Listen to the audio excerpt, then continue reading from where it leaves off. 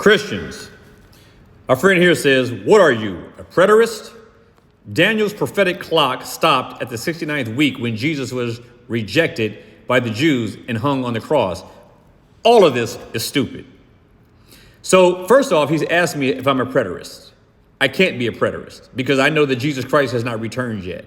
And a preterist is someone who believes that everything in the book of Revelation has been fulfilled, in the book of Revelation specifically, and it has not. So no, I am not a preterist. Thank you very much.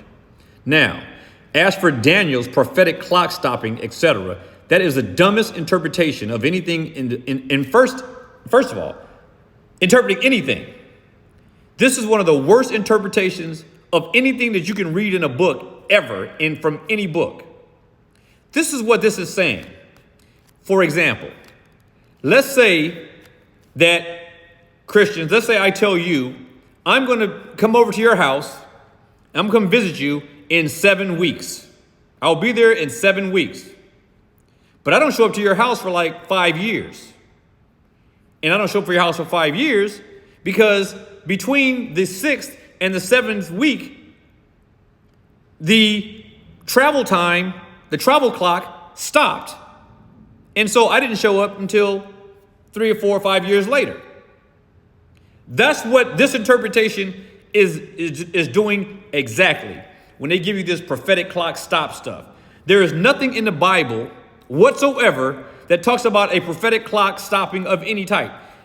You can twist words, make new words, put sentences together. There is no way to conclude that if Daniel was given a 70-week prophecy or 490 years prophecy to be fulfilled in 490 years, that somehow there's a gap between the first 483 years and the last 7 years. That so far has been over 2,000 years.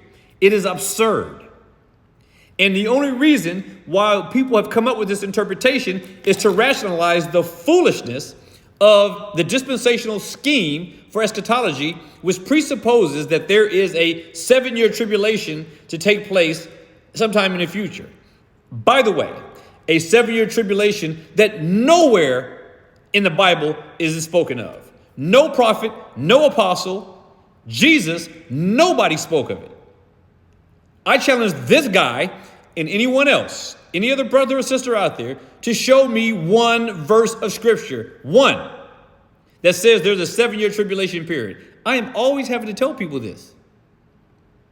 There is no 7-year tribulation. And there is no such thing as a prophetic clock stopping. This is stupid. Show me.